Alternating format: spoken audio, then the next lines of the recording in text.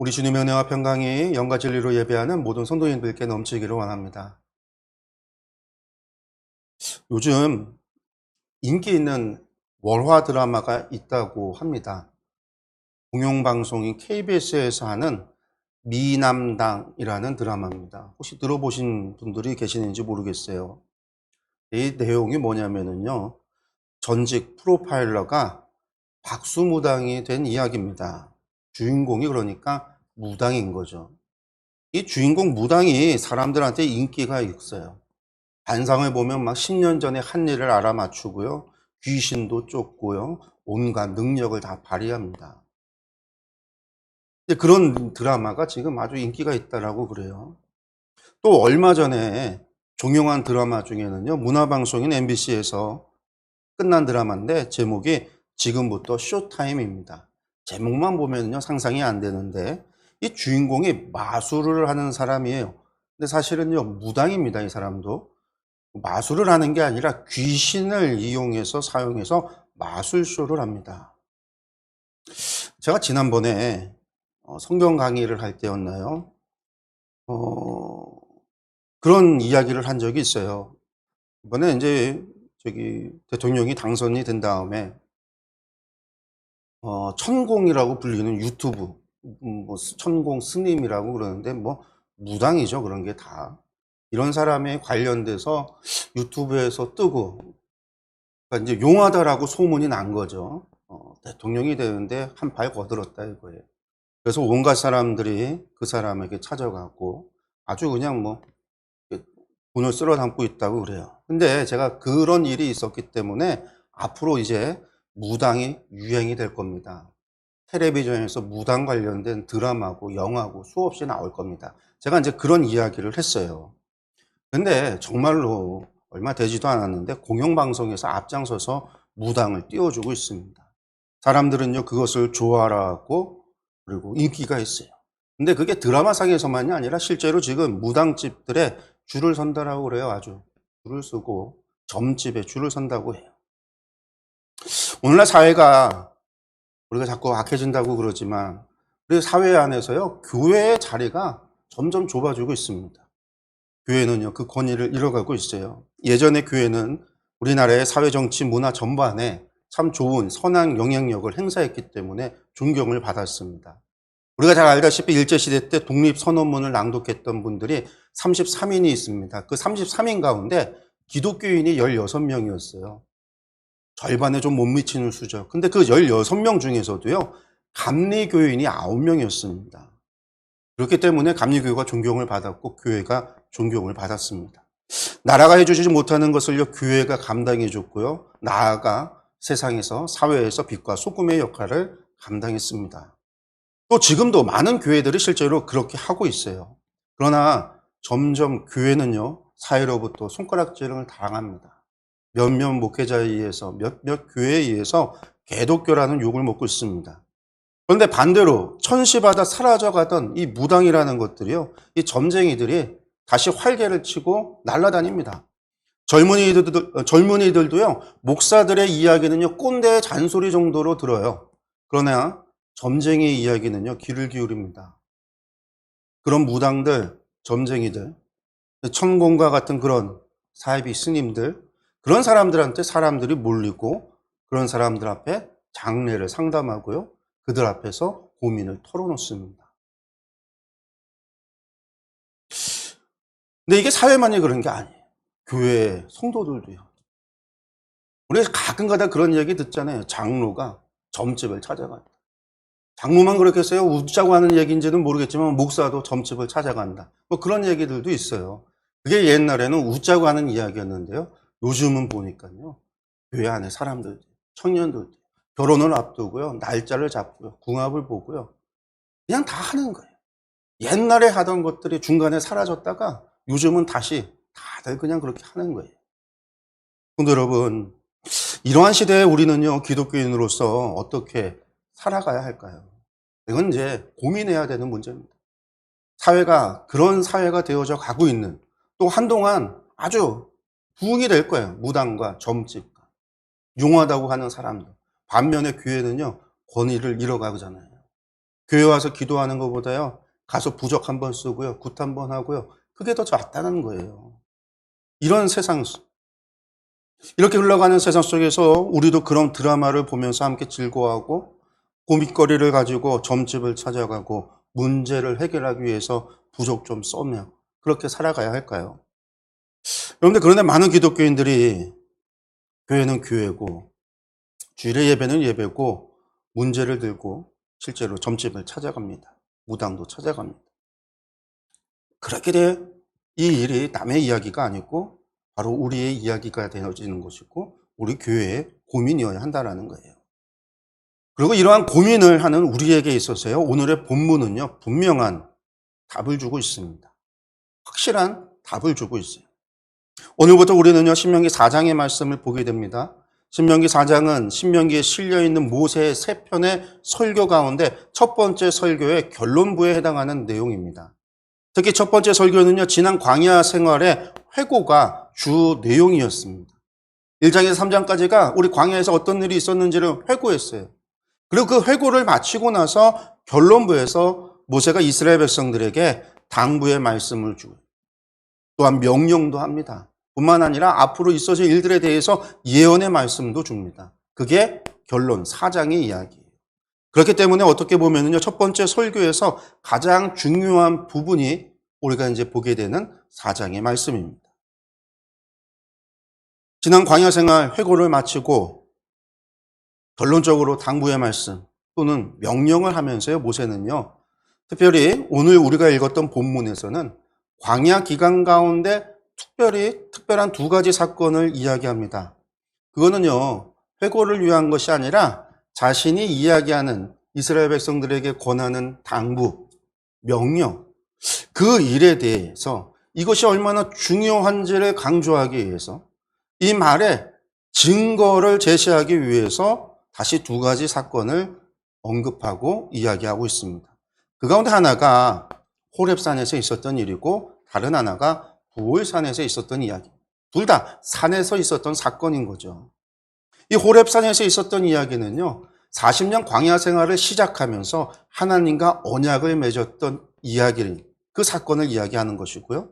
부올산의 이야기는요, 40년의 광야 생활이 끝나고 요단 동편 모압 평지에 그들이 모압에 도착을 했을 때 일어났던 마지막 죄악의 사건입니다.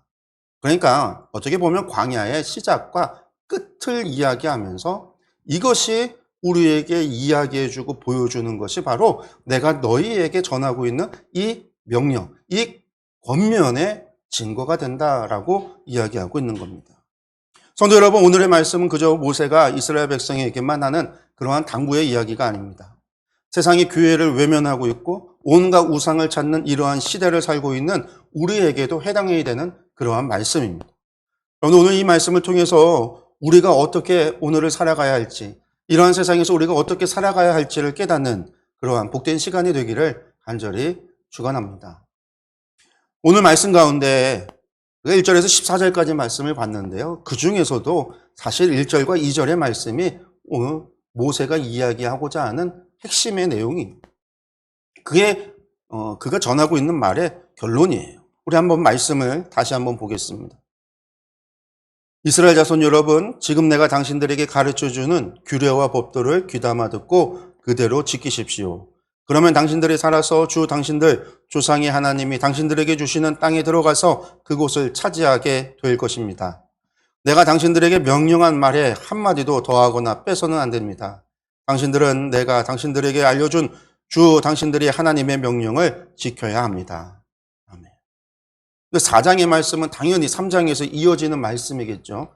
1장에서 4장까지가 하나의 설교니까요. 이어지는 말씀이에요. 그러면 이 3장의 내용이 무엇이었죠? 요단 동편 지역에 아모리 왕 시온과 바산 왕 옥을 무찌르고 그 땅을 정복했던 이야기였습니다. 그리고 그 땅을 이제 르우벤과 각 지파와 므낫세 반 지파에게 분배한 그 이야기였죠. 그럼 이때 아모리 왕 시온과 바산 왕 옥을 무찌르고 그 땅을 정복할 수 있었던 이유가 무엇이죠? 이스라엘의 군대가 강하고 그들에게 좋은 무기가 있었기 때문에 승리한 게 아닙니다. 이스라엘의 군대를 이끌었던 지도자가 아주 유능한 장수였기 때문도 아닙니다. 그런 것이 이유가 아니죠. 우리가 다 알다시피 그것은 오직 하나님의 능력이었고 하나님의 역사였습니다. 하나님께서 그 땅을 이스라엘에게 주셨고 이스라엘은 하나님의 말씀에 순종함으로 그 땅을 차지할 수 있었습니다. 여러분들 그 일을 경험했고 바로 그 직전에 3장에서 그 일을 회고하고 있었습니다. 바로 그 지점에서 우리가 지금 읽은 4장의 말씀이 시작이 되고 있는 거예요. 모세는 이스라엘에게 무엇이라고 말씀하고 있습니까? 지금 내가 당신들에게 가르쳐주는 규례와 법도를 귀담아 듣고 그대로 지키십시오. 이렇게 이야기하고 있습니다. 그리고 나서 그렇게 지키면 단서를 달죠. 당신들이 살아서 당신들 조상의 하나님이 당신들에게 주시는 땅에 들어가서 그곳을 차지하게 될 겁니다. 이렇게 말씀합니다. 설교 결론의 시작입니다. 약속의 땅에 들어가야 하는 그들을 향해서 모세가 하는 이야기입니다. 우선 제갈공명이 계략을 적어서 주머니에 담아서 주면서 이러저러한 상황이 되면 꺼내봐라. 뭐 이런 이야기를 하고 있지 않습니다. 여러분들 모세에게 있어서 최고의 계략은 하나님께서 주신 규례를 지키는 겁니다. 모세에게 있어서 최고의 전략도요. 하나님께서 주신 법도를 지키는 겁니다. 모세에게 있어서 최고의 전술은요. 하나님의 말씀에 순종하는 겁니다. 성도 여러분, 이 험한 세상을 살아가는 데 있어서 무엇인가 특별한 방법, 특별한 계획, 특별한 전략 이러한 것이 우리에게 필요한 것이 아닙니다. 그런데 그러한 것들을 구하고 찾고 두드릴 필요가 없어요. 교회에서 아무리 찾고 두드리고 구해봐야 나오지 않습니다. 그러니까 사람들이 자꾸만 나아가서 점장이에게 찾고 구하고 두드리는 것이죠. 우리는 그것이 우리의 방법이 아닙니다. 하나님께서 우리의 방법이 됩니다. 하나님께서 우리의 전략이 되시고 하나님께서 우리의 계획이 되십니다. 하나님께서 일하도록 하시는 것, 여러분들 이것이 최고의 방법입니다. 모세는 지금 이스라엘 백성들에게 이것을 알려주고 있습니다. 그러면 어떻게 해야 하나님께서 일하실까요? 어떻게 해야 하나님께서 우리를 위하여 역사하실까요? 여러분들 그것은 우리가 하나님의 말씀에 순종하고 하나님께 간구하는 것이 있습니다. 그렇습니다. 이것이 하나님의 방법입니다. 우리가 하나님을 믿고 믿음으로 하나님의 말씀에 순종할 때 하나님께서 약속을 이루어 주십니다. 나아가 하나님께서 우리의 간구에 응답하여 주십니다. 모세는 이것에 대해서 하나님께서 주신 규례와 법도를 귀담아 듣고 그대로 지키면 우리가 고민하지 않아도 약속의 땅은 우리의 차지가 됩니다. 이렇게 말씀합니다. 성도 여러분, 혹시 지금 해결하지 못하는 문제를 마주하고 있지는 않습니까?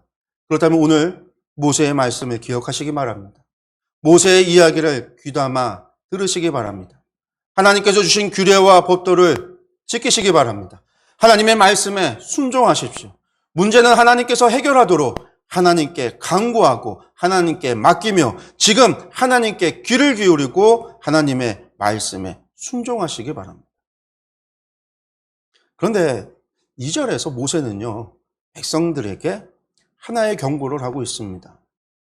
내가 당신들에게 명령한 말에 한마디도 더하거나 빼서는 안 됩니다. 이러한 경고를 보태고 있어요. 모세가 왜 이러한 이야기를 할까요? 여러분, 하나님께서 주신 명령, 하나님께서 주신 말씀이 무엇인가를 더한다는 것은 하나님의 말씀이 부족하다라는 생각이 마음에 있기 때문입니다.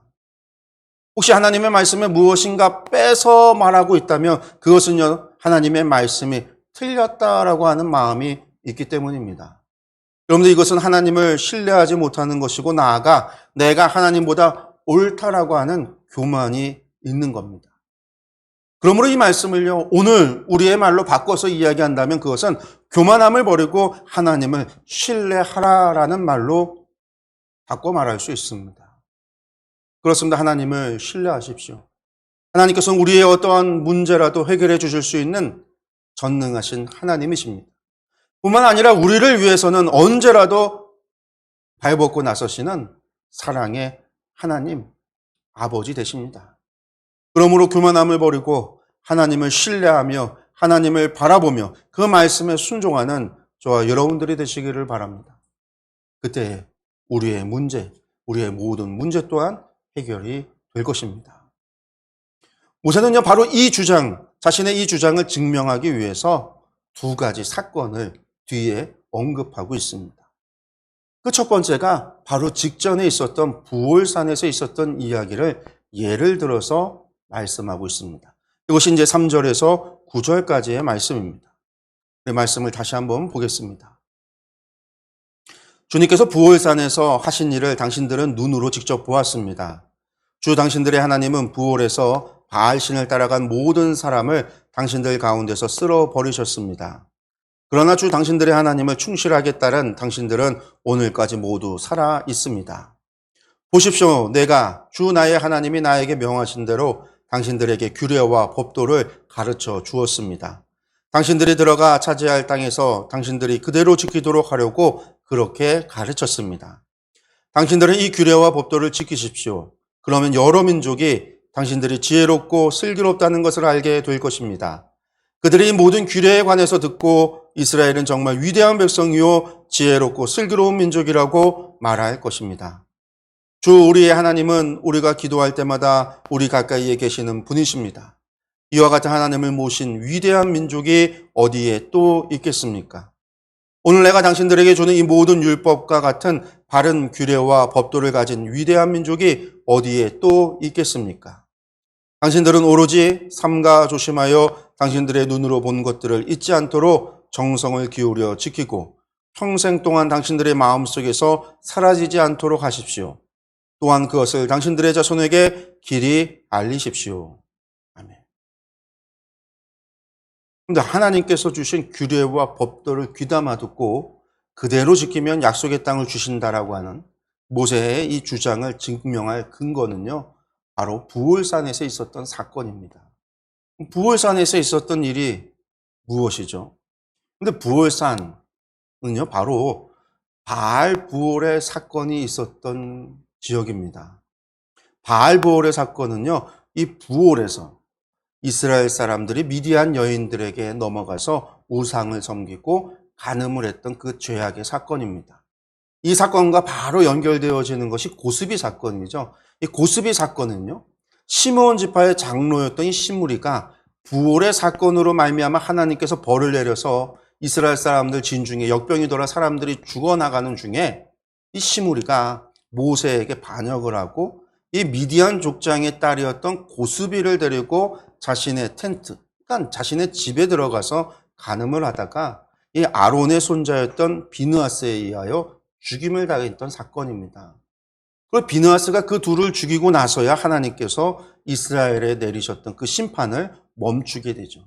사실은 이 바알 부올의 사건과 고스비 사건을 다 합쳐서 부올산의 사건이라고 이야기를 합니다.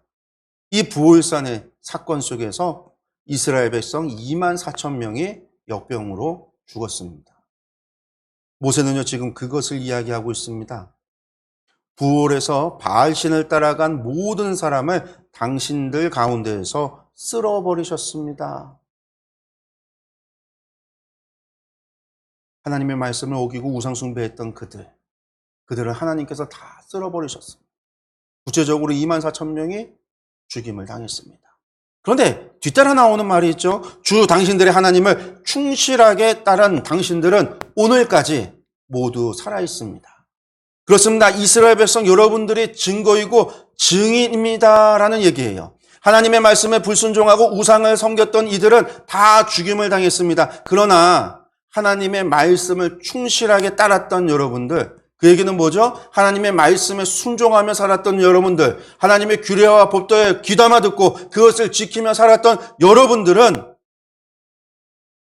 살았습니다라는 거예요. 살아남았다.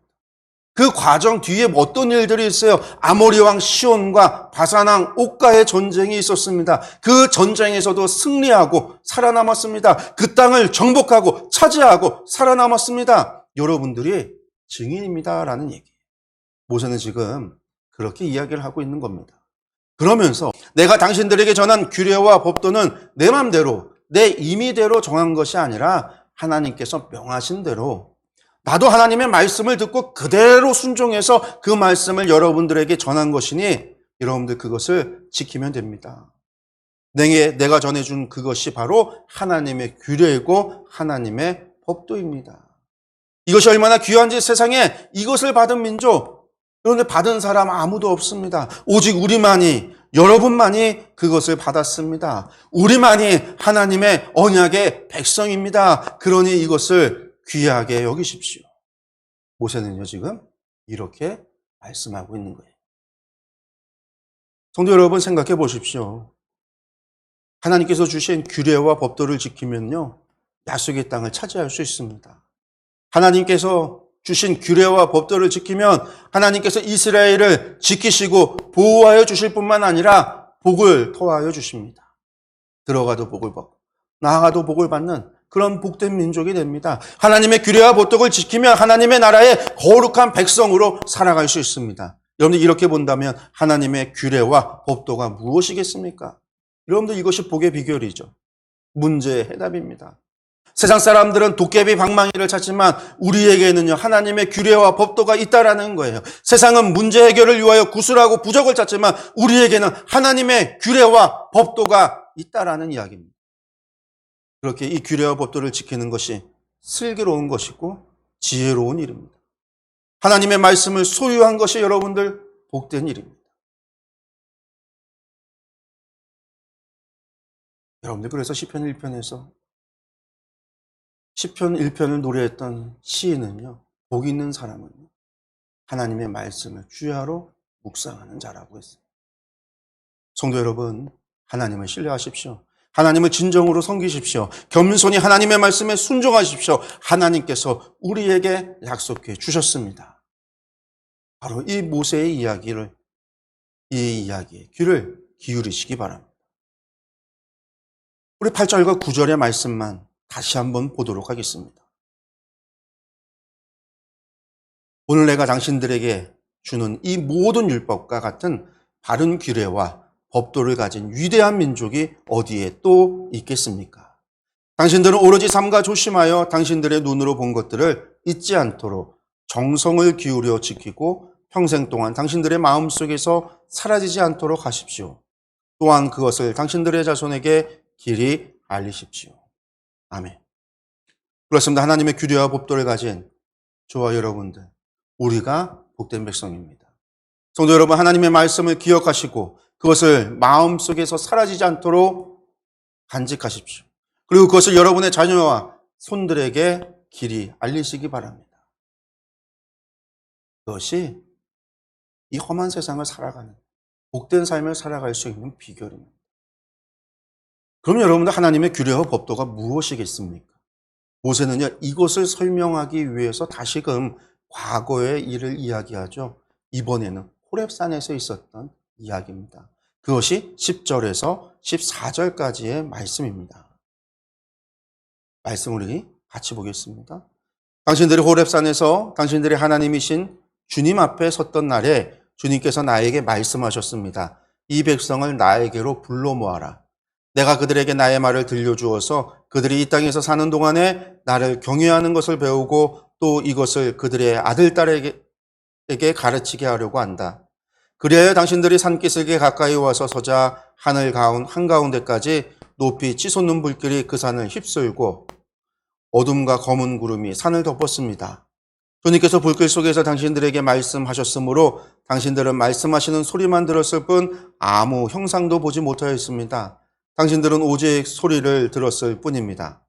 그때 주님께서 당신들에게 지키라고 명하시면서 그 언약을 선포하셨으니 이것이 곧 그가 두 돌판에 손수 쓰신 십계명입니다. 그때 주님께서 나에게 명하시기를 너희가 건너가서 차지할 땅에서 너희가 지켜야 할 규례와 법도를 가르쳐 주라고 하셨습니다. 아멘. 호렙산에서 있었던 일, 호렙산은 신의 산의 또 다른 이름입니다. 그러니까 신의 산에서 있었던 하나님과의 언약을 맺었던 바로 그 이야기를 모세가 하고 있는 거죠. 그 말은요, 모세가 그렇게 귀담아 듣고 그대로 지키라라고 하는 이야기는, 그것은요 바로 다른 게 아니다라는 거예요. 하나님의 규례와 법도가 무엇이냐? 이미 우리에게 주었던 십계명의 말씀이고 바로 그 호렙산에서 주셨던 하나님의 율법이다라는 뜻이죠. 시내산에서 모세는 하나님께 십계명 두 돌판만 받은 것은 아니에요. 그게 이제 십계명을 받고 레위기 말씀이 있다라고만 생각하는데, 여러분 우리가 알다시피 출애굽기 20장 이후에서 40장까지 과정에는요, 성막을 짓는 이야기도 나오지만 절반 가까이가 법에 대한 이야기예요. 사회법, 절기법, 제사법에 대한 법이 나와요. 출애굽기도요. 이것을 우리가 이제 출애굽기의 율법이다라고 이야기하는데, 이걸 하나님께서 시내산에서 주신 거였어요. 모세에게. 그래서 모세에게 주셨던 것이 십계명과 함께 출애굽의 율법, 곧 제사법, 사회법이 있다라는 거죠. 그리고 이제 이것들을요, 성막이 다 지어지고 나서 하나님께서 다시 정리하셔서 보충해 주셔서 주신 것이 바로 레위기 율법이에요. 그러니까 이 호렙산 혹은 시내산 율법이라고 이야기할 때는요, 십계명을 우리가 늘 생각하지만 십계명은 하나의 상징이고 시내산 율법이라는 것은 결국 레위기 율법 전체, 그러니까 십계명과 출애굽기 율법과 이것을 전부 포함했던 레위기 율법, 이것을 가리킨다라고 생각하면 됩니다. 모세는 그때 이 모든 것을 하나님의 명령으로 이루어진 일이었다, 이렇게 밝히고 있습니다. 하나님께서 모세를 통해서 이스라엘을 부르셨고 그들에게 직접 말씀하셨고 그것을 너희가 들었다라는 이야기죠. 그날 그곳에 있었던 모든 백성들, 물론 20세 이상의 성인 남성들은요 다 죽임을 당했어요. 반면에 20살 이하의 젊은이들은 살아남아서 지금 출애굽 2세대로서 가나안 땅에 들어간 그 공동체에서 지금 이제 어른의 역할을, 어른이 되어 있었던 거죠. 그들이 다 듣고 그들이 경험했었던 거, 바로 그것을 이야기하면서 하나님께서 직접 이스라엘에게 그 규례와 법도를 지켜야 한다, 이렇게 말씀하셨다라는 거예요. 이것은 내 이야기가 아니라, 그러니까 이것은 하나님께서 하셨던 명령, 하나님께서 너희에게 직접 하셨던 그 명령, 바로 그것이다라는 거죠. 그렇게 함으로써 말씀에 권위를 더하고 있는 거예요. 그러면요, 그때 하신 말씀, 그 언약이 무엇이죠? 우리는 레위기를 언약이라고 생각하니까요, 율법을 언약이라고 생각하니까 좀 어려워요. 왜? 율법의 이야기는요, 무엇을 하라, 무엇을 하지 말라라는 거예요. 하라, 하지 말라. 그러면 무엇을 하겠느냐? 이게 계약이잖아요. 계약이라는 것은 무엇을 하게 되면 무엇이 되어진다라는 이야기잖아요. 쌍방 간에 서로 간에 무엇인가를 하게 되면 앞으로 무엇을 하겠다라고 하는 것이 계약이고 언약인데, 그냥 일방적인 명령만 나오는 게 율법이란 말이에요. 뭘 해라, 뭐 하지 마라, 제사를 드려라, 음식을 먹어라, 이건 먹지 마라, 절기를 지켜라, 우상숭배하지 마라, 하라 하지 말라라는 이야기만 가득 차 있잖아요. 그러니까 우리가 이제 율법을 언약이라고 생각을 못해요. 그러니까 이 언약을 이해하려면은요, 출애굽기 19장 5절과 6절의 말씀을 이해를 해야 돼요. 이게 사실은 언약이에요. 우리 출애굽기 19장 5절과 6절의 말씀 보겠습니다. 세계가 다 내게 속하였나니 너희가 내 말을 잘 듣고 내 언약을 지키면 너희는 모든 민족 중에서 내 소유가 되겠고 너희가 내게 대하여 제사장 나라가 되며 거룩한 백성이 되리라. 너는 이 말을 이스라엘 자손에게 전할지니라. 아멘. 저는 이게 언약이었어요. 이스라엘과 맺은 언약이요. 그게 내용이 뭐예요? 너희가 내 말을 잘 듣고 내 언약을 지키면, 여기서 내 언약이라는 말은요, 내가 너희에게 주는 규례와 법도를 잘 지키면이라는 거예요. 조건이 여기서 나오는 거죠. 율법을 지키면, 하나님께서 이후에 주시는 십계명, 출애굽의 율법, 레위기의 율법을 지키면 그것을 지키는 건 언약의 조건. 그러면 어떻게 된다? 너희가 모든 민족 중에서 내 소유가 되겠고 너희가 내게 대하여 제사장 나라가 될 것이며 거룩한 백성이 된다. 여러분들, 이게 언약의 내용이에요. 언약, 계약의 내용이에요.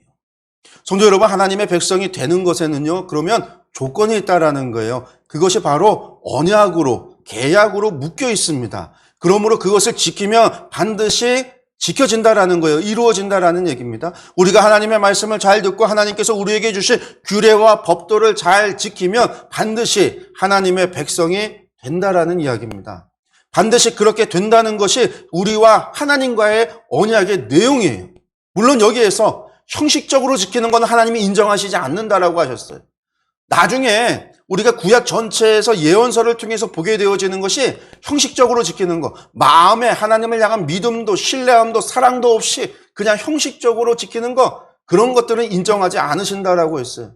하나님을 믿고 하나님을 섬기며 하나님의 말씀대로 순종하는 것, 여러분들 그것이 조건이에요. 그렇게 지키면 하나님께서 내 소유가 되고 제사장 나라를 만들며 거룩한 백성이 되게 하겠다라는 겁니다.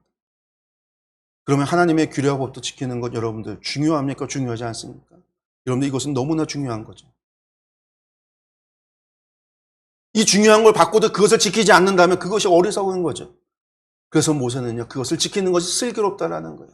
세상 사람들이 이 사실을 안다면 우리를 향하여 위대한 민족이라고 이야기한다라는 거예요. 그것을 지키는 우리를 보고 슬기롭고 지혜롭다고 한다라는 거예요. 왜? 그것이 하나님의 백성이 될 수 있는 유일한 길이고 그것이 비결이니까요. 그리고 여러분들 이것은요, 이후에 예수님께서 이 땅에 오셔서 저와 여러분들을 위하여 대속의 제물이 되어 주셨을 때 예수님께서도 이 언약을 지켜서 우리의 대속의 제물이 되어 주셨을 때 우리는요, 하나님의 규례와 법도를 지켜야 되는 의무가 있는 거예요. 예수님께서도 하나님의 언약을 지키셨다라는 거예요. 순종하며 지켜주셨다라는 거예요. 그리고 그것이 예수님으로 말미암아 변하게 되는 거죠. 구약의 율법이 이제 예수님으로 말미암아 변하게 돼요. 새롭게 돼요. 여러분들 이것은요, 예수님께서 이 땅에 오셔서 설명해 주셨어요.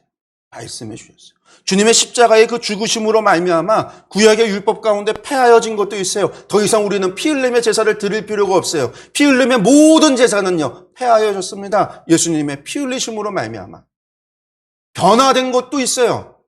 음식은 부정한 것이 아니라 고넬료를 만나는 베드로에게 꿈으로 오셔서 내가 너희에게 준 것을 부정하다 하지 말라. 하나님께서 음식을 정하다 하셨습니다. 변화된 것도 있어요. 뿐만 아니라 여전히 지켜야 되는 것도 있어요. 내 이웃을 내 몸과 같이 사랑하라. 여러분들 이것은 레위기 19장에 나오는 사회법이에요. 그것을 예수님께서 율법의 완성이라고 부연해서 설명해 주셨어요.